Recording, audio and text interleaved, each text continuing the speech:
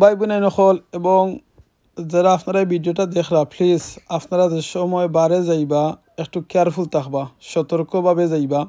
আর আপনারা ছোটো বাচ্চাইন্তরে একলা বাইরে দিবা না, কিংবা মুরব্বী কেউ থাকলে একটু কেয়ারফুল রাখবা। কারণ এখন অনেক দেখা যায় অনেক মানুষের ডগ কুত্তান লইয়া বারে যায়, কিন্তু তারা এই কুত্তারে বান্ধিয়া রাখেন না, সারিয়া দেন। আর এই দহকা কীরকম অ্যাটাক করে একটা কুত্তায়, একটা না তিনটা কুত্তায় দহকা একজন বইন্ডে কীভাবে অ্যাটাক করে।